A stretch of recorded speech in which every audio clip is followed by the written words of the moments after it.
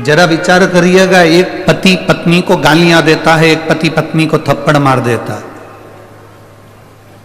मदिरा के नशे में जब पति होता है तो पत्नी पर कहीं जूता फेंक कर मार देता है, कहीं बेल्ट से मार देता है, कहीं बर्तन से मार देता है, कहीं अपशब्द कह देता है।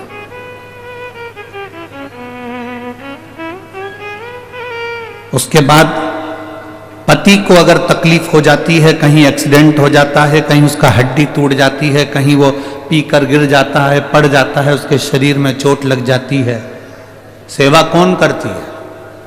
जम के तो बोलो जरा। पड़ोसन आती है क्या सेवा करने के लिए? कोई रिश्तेदार आता है क्या सेवा करने के लिए?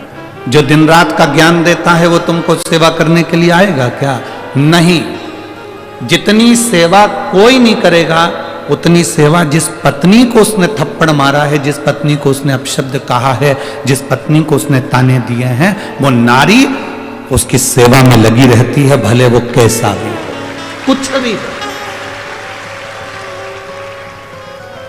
एक स्त्री का जीवन कोई साधारण जीवन है?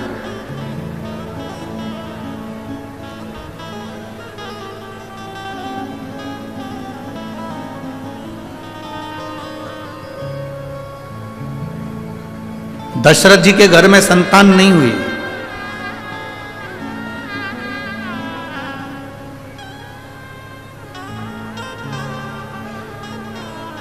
गुरु बाबा को बुलाया गया। गुरु बाबा से कहा कि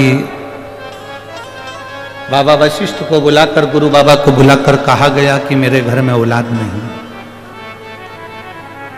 बाबा ने कहा कोई शिव का भक्त आए और पुत्र कामेष्ठी यज्ञ करवाए।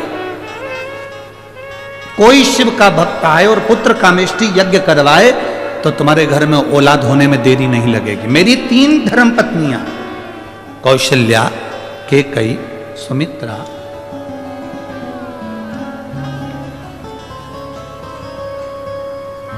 मेरी 3 धर्म पत्नियां होने के बाद भी मेरे घर में औलाद नहीं, तो कोई शिव का भक्त आए और पुत्र कामेष्ठी यज्ञ करवाए। वशिष्ठ बाबा ने तो कह दिया, दशरथ जी के कानों में शब्द पड़ गया, पर वशिष्ठ बाबा से दशरथ जी ने हाथ जोड़कर निवेदन करा कि आप ढूंढो कि यज्ञ कौन कराएगा।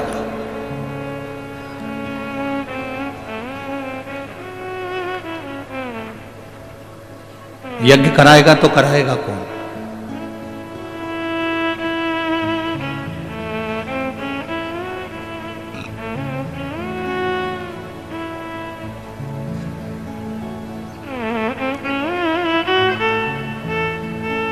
इतना विशाल यज्ञ संतान की प्राप्ति के लिए, पुत्र की प्राप्ति के लिए, इस यज्ञ को कौन करा सकता है? तब वशिष्ठ बाबा ध्यान लगाकर बैठे थे कि इस यज्ञ को कोई शंकर का भक्त कराए, तो उनके स्मरण में आया कि दशरथ जी की माता जी से पूछा जाए।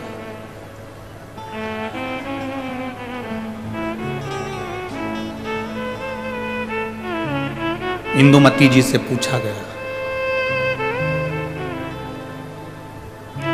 दशरथ जी की माता जी से पूछा गया। वशिष्ठ बाबा ने उनसे पूछा, यज्ञ ऐसा ब्राह्मण हो बताओ जो शंकर की भक्ति में डूबा रहता हो, शिव तत्व में डूबा रहता हो, क्योंकि ये पुत्र कामेष्ठी यज्ञ, संतान की प्राप्ति का यज्ञ केवल एक कर सकता है और वो शंकर का कोई भक्त कर सकता है।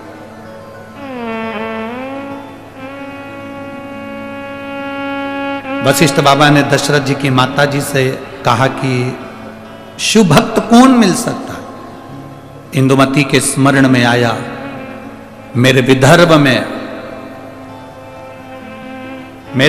में जो शंकर की भक्ति में हर तरफ डूबे रहते हैं, वो केवल एक श्रृंगी ऋषि है।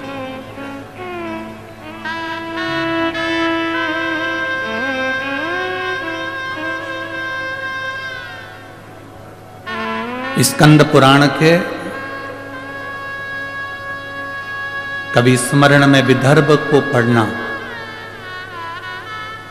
स्कंद पुराण के विदर्भ को यदि आप पढ़ेंगे तो विदर्भ में आप पढ़ेंगे कि दशरथ जी की माता जी ने इंदुमती जी ने कह दिया वशिष्ठ बाबा से, आप चिंता मत करो, अगर पुत्र कामेष्टि यज्ञ करवाना है तो मेरे मायके में विदर्भ में जो हमारे घर के राजगुरु हैं श्रृंगी बाबा, उनको निमंत्रण दिया जाए।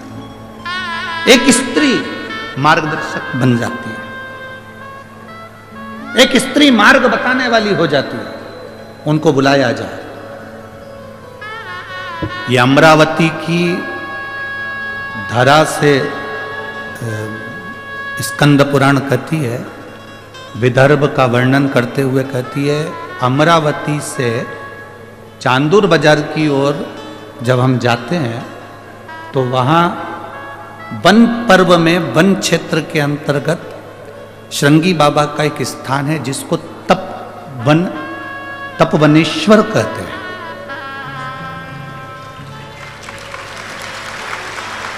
जिसको तपवनेश्वर कहते हैं। आप लोग गए हैं? आए? जरा जम के बोलो। अच्छा अच्छा,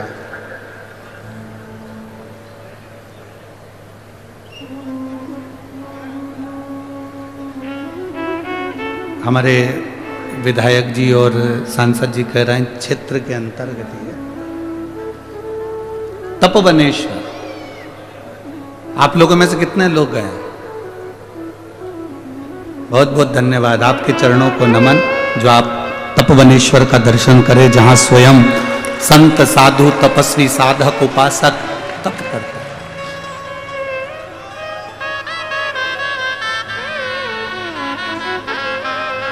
तपवनेश्वर जहां पर श्रृंगी बाबा बैठकर तप साधना में लीन थे, तप में लीन।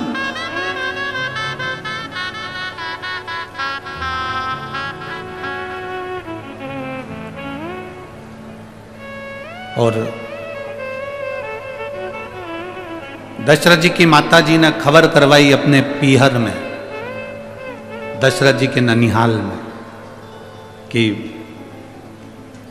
दशरथ जी को पुत्र कामेष्टि यज्ञ करना है और आप श्रृंगी बाबा से जाकर निवेदन करो। श्रृंगी बाबा उस समय पर तप मुद्रा में लगे हुए थे, बैठे गुफा के अंदर भजन में लीन थे।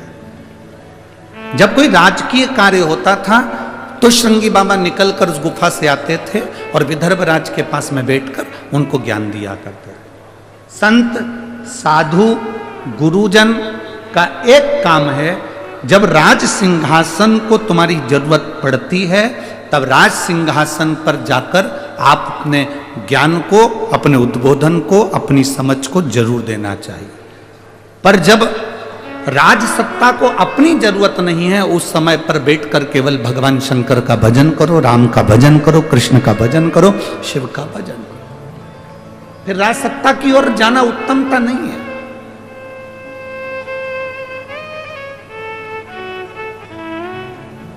अब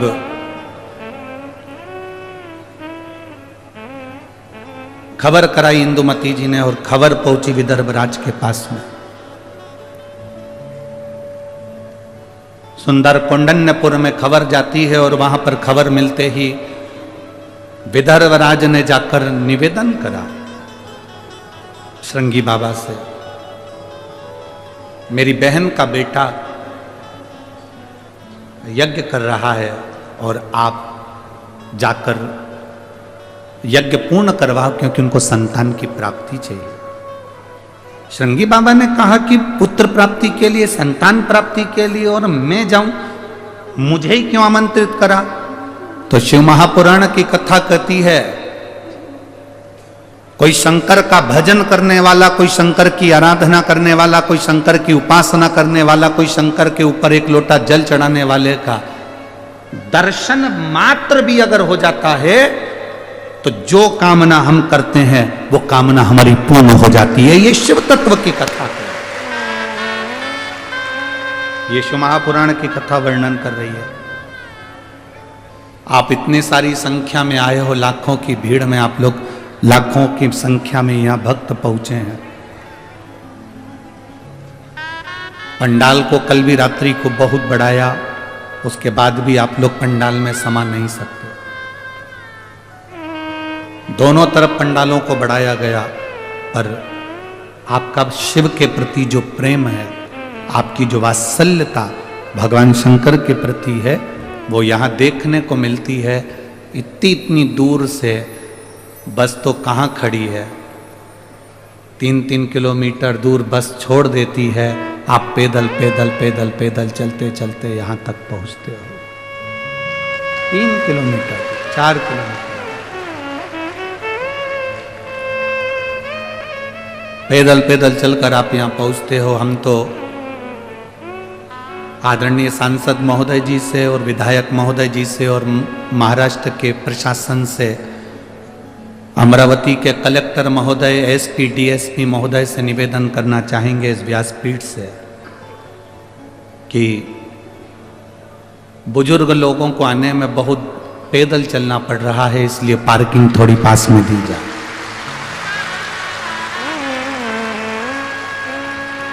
यदि पार्किंग अगर आप पास में नहीं दे सकते तो मैं विदर्भ की इस अमरावती नगर के सब नवयुवक बेटों को और बेटियों को निवेदन करना चाहूँगा, आपकी स्कूटी, आपकी मोटरसाइकिल पे बुजुर्गों को लाकर कथा के पंडाल तक छोड़िए।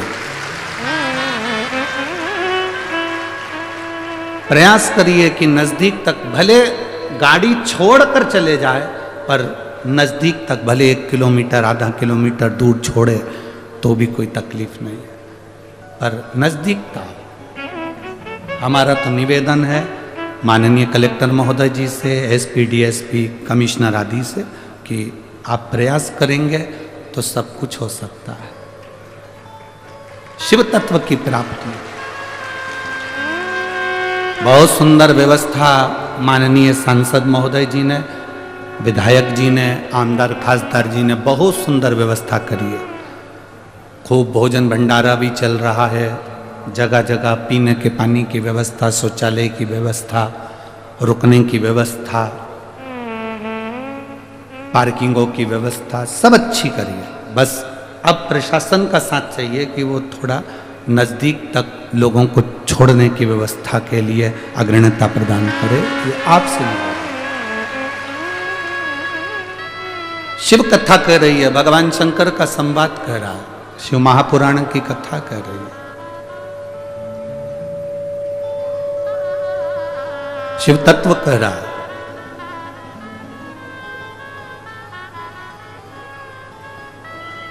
तपवनेश्वर में जाकर श्रृंगी बाबा को विदर्भ राज ने निमंत्रण भेजा, और निमंत्रण भेजा तो तपवनेश्वर के श्रृंगी बाबा आए। राजा से पूछा क्या बात है, दशरथ जी पुत्र कामेष्ठी यज्ञ करना चाहते हैं, आप उस यज्ञ को पूर्ण कराओ। श्रृंगी बाबा ने मना कर दिया, श्रृंगी ऋषि ने मना कर दिया। श्रृंगी बाबा बोले मैं नहीं जा सकता, मेरी तप साधना छूटती है, मेरा भजन छूटता है, मेरा कीर्तन छूटता है, मेरा स्मरण छूटता है, मैं नहीं जा सकता, मैं नहीं जाऊंगा। जैसे ही निवेदन किया, श्रृंगी बाबा ने मना करा और जाकर तपवनेश्वर में बैठ गए। तप करने वापस गुफा में प्रवेश कर गए। तब जैसे ही गुफा में प्रवेश कर तप करने में लीन थे, श्रृंगी बाबा का एक नियम पक्का था कि रोज पार्थिव शिवलिंग का निर्माण करना, उसकी पूजन करना, उसकी आराधना करना। आज पार्थिव शिवलिंग का निर्माण श्रृंगी बाबा बस कर ही रहे थे, आधा शिवलिंग का निर्माण हुआ था, पूर्ण तरह से गोल शिवलिंग बना ही नहीं था, केवल हाथ का स्पर्श किया गया था। इतनी देर में तो देवाधिदेव महादेव प्रकट हो गए श्रृंगी बाबा के साथ। देवाधिदेव महादेव प्रकट हुए और देवाधिदेव महादेव प्रकट होकर तुरंत उसी समय पर बोले श्रृंगी ऋषि से, हे श्रृंगी बाबा, अयोध्या के राजा दशरथ जी यज्ञ करवाना चाहते हैं, आप पुत्र कामेष्ठी यज्ञ करवाइए, क्योंकि भगवान नारायण पृथ्वी पर अवतरण होना चाहते हैं, इसलिए अवध में राम आने चाहते हैं, आप करवाओ यज्ञ। आधा शिवलिंग का निर्माण हुआ था, इसलिए आप लोग अगर तपवनेश्वर गए हो, हम तो आज तक नहीं गए, अगर आप लोग तपोवनेश्वर गए हो, हम नहीं जा पाए, हम तो कहेंगे सांसद महोदय जी से, विधायक जी से अगर नज़दीक में हो तो एक बार बाबा के दर्शन अवश्य कराएं, जिससे हमारी भी जिंदगी सार्थक हो, जीवन की सार्थक हो। ऐसी पवित्र भूमि, जिस भूमि से श्रृंगी ऋषि यज्ञ कराने के लिए अयोध्या में जाते हैं, अवधपुरी में जाते हैं, इतनी पवित्र भूमि से, विदर्भ की इस धरा से श्रृंगी ऋषि जाकर जो यज्ञ कराते हैं, राम जी को लाने के लिए पुत्र कामेष्टि यज्ञ करवाते हैं, वो श्रृंगी ऋषि के पवित्र भूमि का दर्शन हो, इससे बढ़कर सुख और क्या हो सकता है। तपोवनेश्वर हम नहीं गए, परंतु स्कंद पुराण कह रही है, वहां पर जो शिवलिंग होगा वो पूर्ण तरह से गोल नहीं होगा, शास्त्र में लिखा है। क्यों? उसका कारण यह है कि श्रृंगी बाबा शिवलिंग का निर्माण कर रहे थे और इतनी देर में शंकर भगवान प्रकट हो गए और उन्होंने कह दिया आपको इसी क्षण अवध के लिए जाना पड़ेगा, अयोध्या के लिए जाना पड़ेगा। तो वो दोनों हाथ लगा हुआ शिवलिंग का भाग छोड़कर, अर्थात तिकोना भाग कह सकते हैं, त्रिकोणी ऐसा भाग छोड़कर पूर्ण तरह से शिवलिंग नहीं बना पाए, और त्रिकोणी भाग छोड़कर श्रृंगी बाबा विदर्भ राज से आज्ञा लेकर, उनको कहकर, उनको निवेदन कर कर कि अब मैं आपकी बहन के घर जा रहा हूँ यज्ञ कराने के लिए, और अवधपुरी में पहुँचे और उन्होंने यज्ञ करवाना प्रारंभ करा। जो यज्ञ करवाया, खीर का कटोरा आया, उस खीर के पात्र को श्रृंगी बाबा ने वशिष्ठ बाबा से कहकर दशरथ जी को दिलवाया। तो दशरथ जी महाराज के मन में एक भाव उत्पन्न हुआ कि ये खीर का जो कटोरा आया है, ये खीर खाने से संतान की प्राप्ति हो सकती है। जो प्रश्न आज के लोगों को लगता है, सफेद आंकड़े की जड़ बांधने से क्या संतान की प्राप्ति हो सकती है, बेलपत्र खाने से क्या रोग का निवारण हो सकता है, शिवजी पे चढ़े हुए जल को पीने से क्या हमारे शरीर का रोग, शुगर, बीपी, थायराइड, सोरेसिस जैसी बीमारियां भी समाप्त हो सकती हैं, क्या हमारा किडनी, लीवर भी ठीक हो सकता है, क्यों नहीं। वशिष्ठ बाबा ने कहा जिस खीर के पात्र को अग्निदेव ने दिया है, ये खीर का पात्र कोई साधारण नहीं है। इस खीर के पात्र में स्वयं शिव की भक्ति करने वाले श्रृंगी बाबा का हाथ का स्पर्श हो गया है, और शिव की कृपा जब होती है तो संतान की प्राप्ति होती ही है, ये निश्चित है। एक पत्र है, देखिए,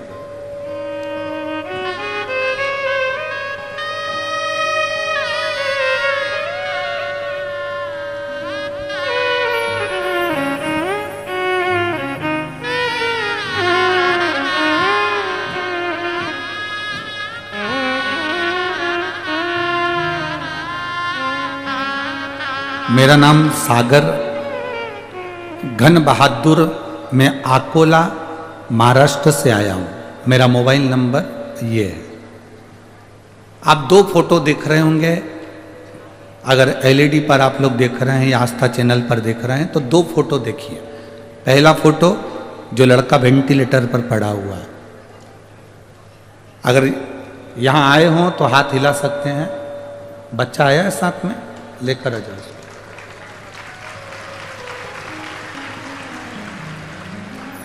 सागर घन बहादुर, मैं अकोला महाराष्ट्र से आया हूँ।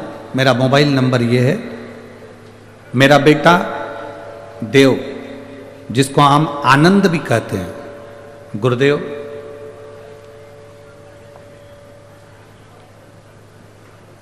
ग्यारह अक्टूबर 2023 को अचानक जमीन पर गिर पड़ा। तुरंत अस्पताल को लेकर गए और डॉक्टर ने जांच करने के बाद बताया कि इसको एक बीमारी हो गई है जिसका नाम GBS है।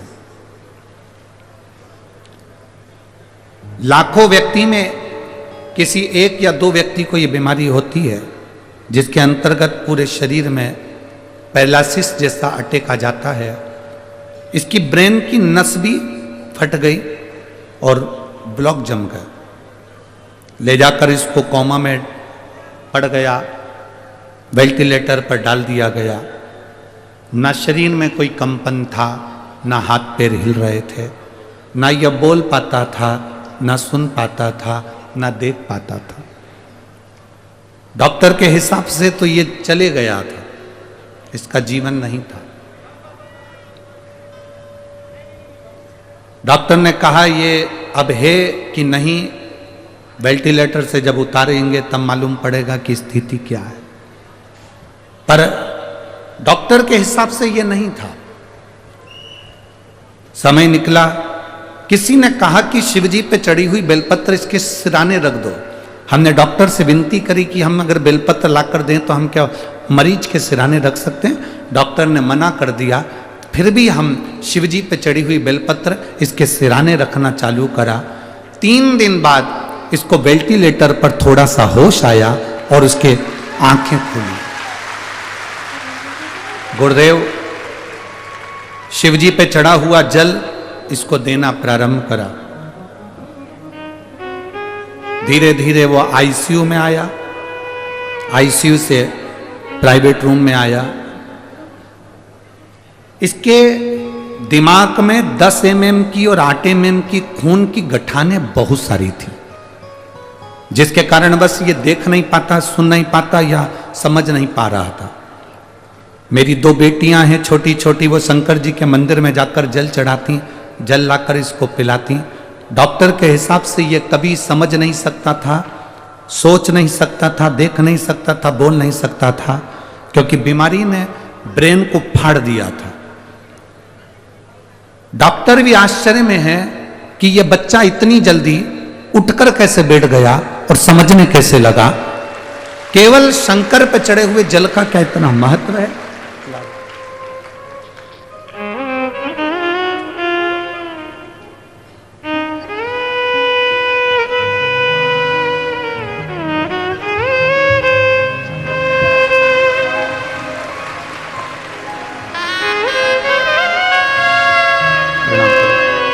प्रणाम करो।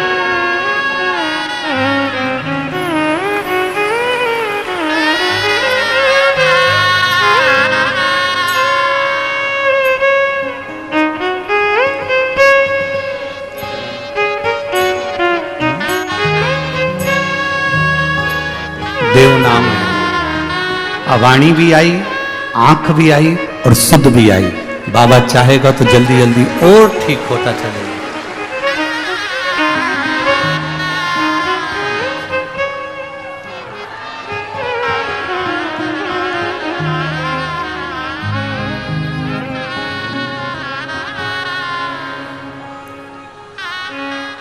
खाली न जाता कोई दर से तुम्हारे, खाली न जाता कोई दर से तुम्हारे, मैं भी खड़ा हूँ नन्ही बाह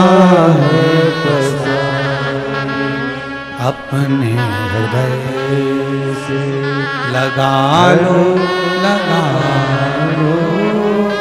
गिरा जा रहा हूँ, उठा लो,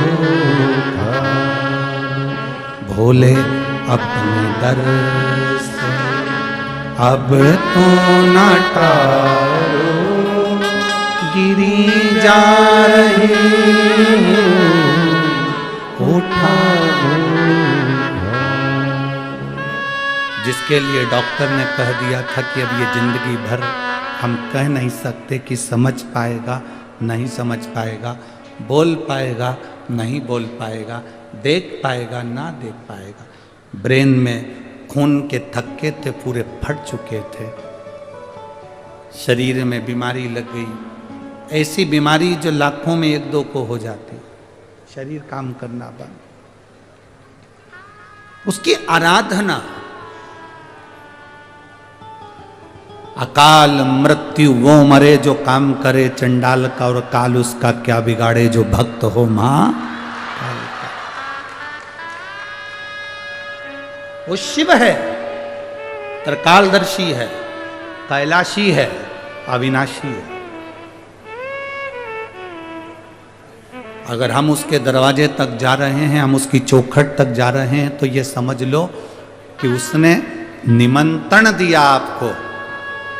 आप शिव महापुराण की कथा तक आ रहे हो और यहां बैठकर अगर कथा सुन रहे हो, जहां जगह मिल जाए, जहां तक तुम्हें आवाज आ रही हो, ये जरूरी नहीं कि तुम पंडाल के अंदर बैठकर कथा सुनो, तुम्हें जहां जगह मिल जाए तुम तो वहां बैठ जाओ, जहां मिल जाए, बस उसका स्मरण जरूर करो। कथा सुनकर उससे विनय जरूर करो कि भोला सब दुख काटो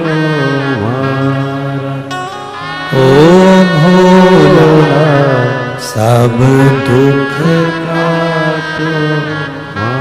उससे विनय करिए, प्रार्थना करिए, वो समझे।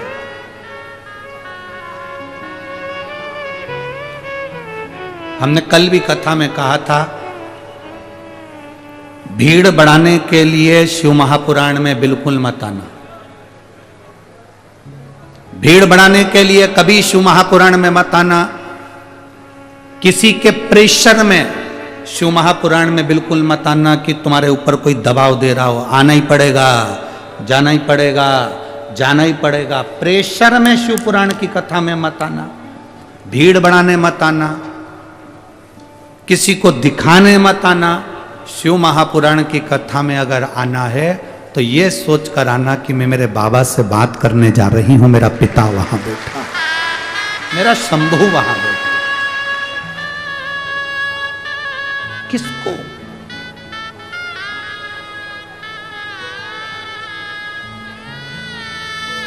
जितनी देर कथा में बैठो उतनी देर आपका दिल मेरे बाबा से लगा होना चाहिए।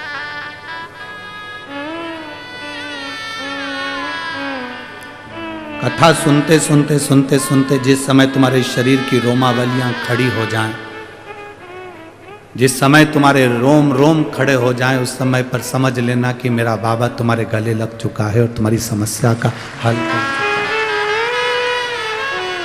उससे मिलन करने के लिए हम आए, उससे मिलने के लिए।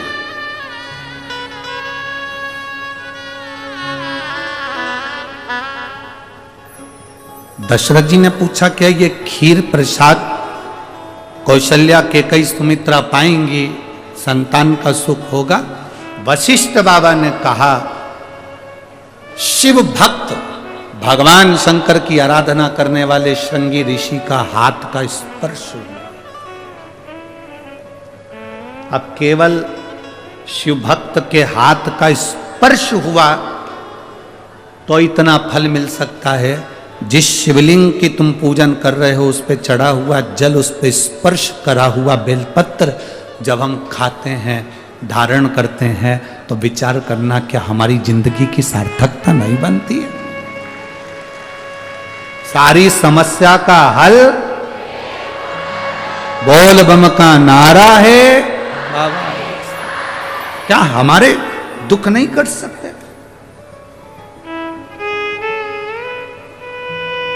फिक्र और फकीर, इनमें एक बहुत बड़ा अंतर है। किस किस चीज में अंतर है? जम के बोलो जरा। फिक्र में और फकीर में।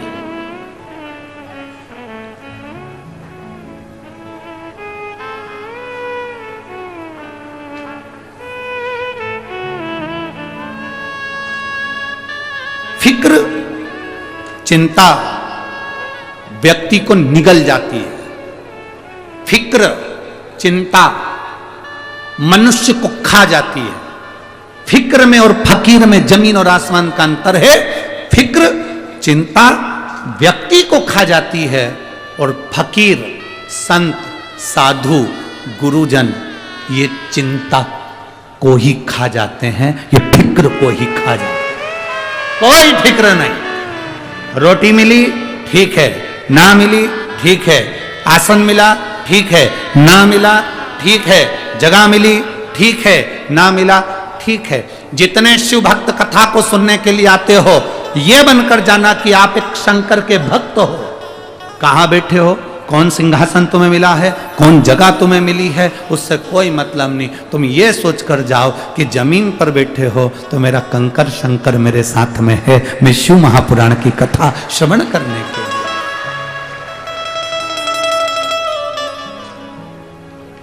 मैं शंकर की कथा का रसपान करने के लिए आया हूं। मैं शिव महापुराण की कथा का स्मरण करने के लिए आया हूं। मैं शिव तत्व को जानने के लिए आया हूं। मैं शंकर का गुणगान करने के लिए आया हूं। मैं अपने कंकर शंकर की स्मरण, शायद भारत की भूमि पर बहुत कथा होती होगी, किसी कथा की जमीन की मिट्टी को कोई बांध कर अपने साथ नहीं ले जाता होगा। केवल एक शिव महापुराण की कथा ऐसी होती है जिसकी मिट्टी को भी लोग डब्बे में भरकर बांध कर अपने घर लेकर जाते हैं। केवल एक शिव महापुराण की कथा एक ऐसी होती है जिसकी मिट्टी को भी लोग बांध कर अपने साथ लेकर जाते हैं। केवल शिव महापुराण की कथा एक ऐसी होती है जब आरती होने के बाद लोग जमीन पर हाथ फेर कर अपने शरीर पर उस रज को लगा कर जाते हैं, क्योंकि यहाँ शंकर की कथा सुनने वाला, बाचने वाला, श्रवण करने वाला, कराने वाला, हमने पहले भी कथा में कहा, शिव महापुराण की कथा किसी के बस की नहीं कि कोई करा ले। वो तो शंकर और पार्वती के रूप में ये सांसद जी और विधायक जी ने इस भाव से इस अमरावती में करा। ईश्वर जी गोरा जी बनकर, शिव पार्वती बनकर शंकर स्वयं कथा के यजमान होते हैं। चंचुला देवी का पति बिंदुक प्रेत योनि में पड़ गया, तब आखिरी में तुमरुका जी ने कहा यजमान कौन बनेगा, तो शंकर पार्वती ने कहा हम दोनों यजमान बनेंगे। शिव महापुराण का, भागवत जी का यजमान राजा परीक्षित हो सकता है, रामचरितमानस का यजमान काशी नरेश हो सकता है, विष्णु पुराण का यजमान एक देव हो सकता है, अग्नि पुराण का यजमान कोई बन सकता है, पर शिव महापुराण का कोई यजमान नहीं होता। शिव महापुराण का यजमान तो स्वयं शंकर और पार्वती होते हैं, इसके सिवा कोई नहीं। कथा बाचने वाला भी शिव है, कथा सुनने वाला भी शिव है, कथा करवाने वाला भी शिव है। फिर हमें चिंता किस बात की?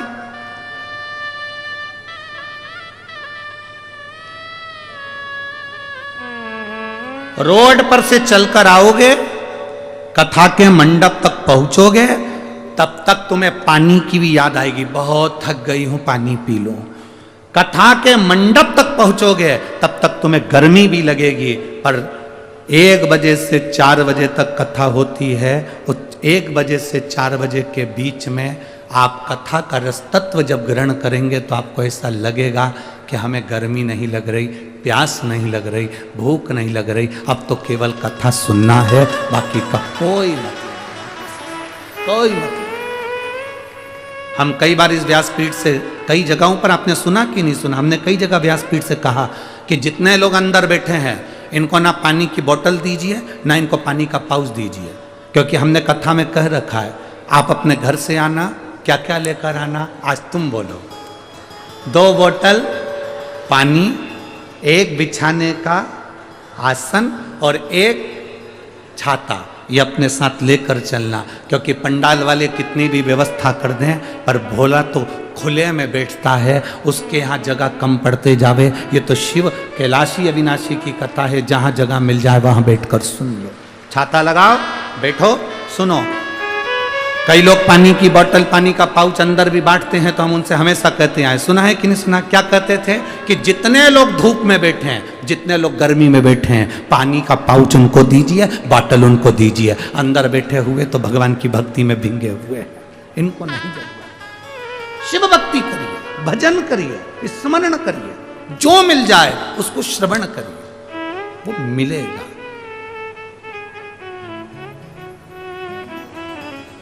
वो प्राप्त हो। महाराज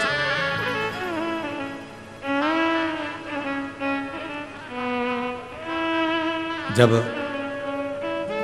श्रृंगी बाबा पहुंचे, पुत्र कामेष्ठी यज्ञ करवाया, तब माता कौशल्या, केकई और सुमित्रा जी के गर्भ से संतान की प्राप्ति हुई। मेरी जीजियों,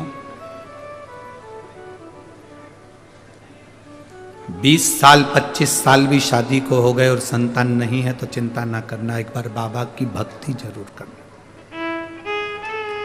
तुम रुकेश्वर महादेव का नाम लेना, तुम रुका जी का नाम लेकर रजो धर्म के 7वें दिन सफेद आंकड़े की जड़ लेकर शंकर के शिवालय पर से 21 बार घुमाकर नंदी के पास खड़े होकर शिव को देखते हुए अपनी कमर में उसको लाल धागे में जरूर बांधो। प्रतिदिन शिव जी को 1 लोटा जल जरूर चढ़ाओ, उस जल का आचमन करो, नंदी के पास बैठकर जल का आचमन कर कर फिर अपने घर की ओर जाओ। मेरा बाबा आपकी सुनी गोद में देगा जरूर, ये निश्चित है, वो खाली नहीं। एक पत्र है,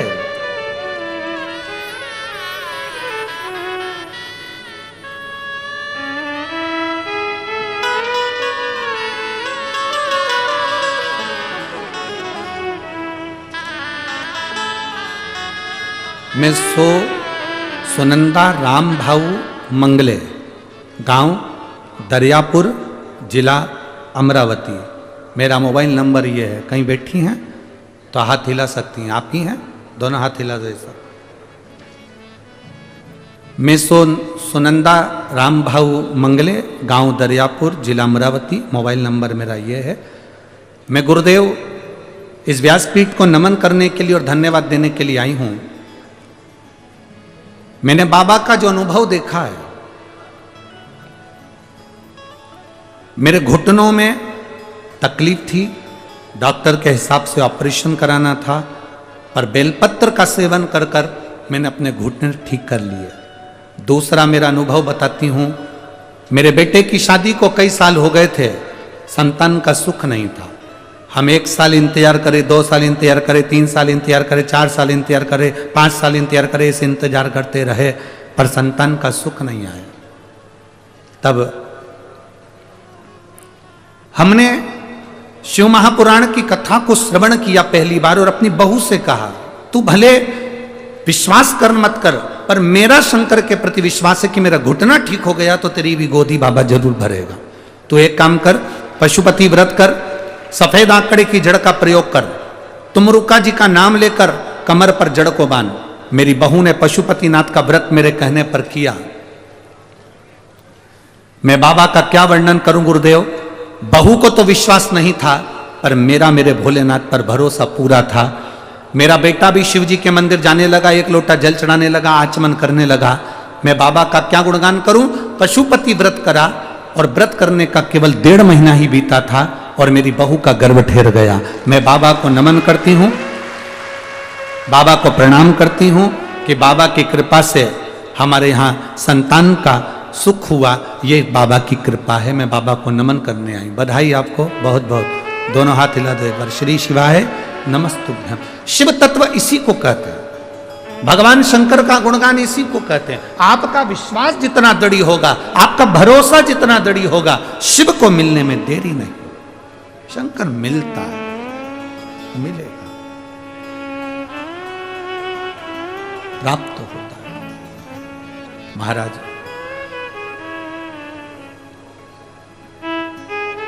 बस आपका विश्वास दृढ़ हो, भरोसा पक्का, ये इसीलिए हम कहें। अरे कर ले प्रभु से प्यार फिर पछताएगा, झूठा है संसार धोखा खाएगा। कर ले प्रभु से प्यार फिर पछताएगा, झूठा है संसार धोखा खाएगा। उसे प्यार फिर पछताएगा, झूठा है संसार धोखा खाएगा। झूठा है संसार धोखा खाएगा, झूठा है संसार धोखा खाएगा। झूठा है संसार धोखा खाएगा, झूठा है संसार धोखा खाएगा। अरे कर ले प्रभु से प्यार फिर पछताएगा, झूठा है संसार धोखा खाएगा। हो कर ले प्रभु से प्यार फिर पछताएगा। झूठा है संसार धोखा खाएगा। संभो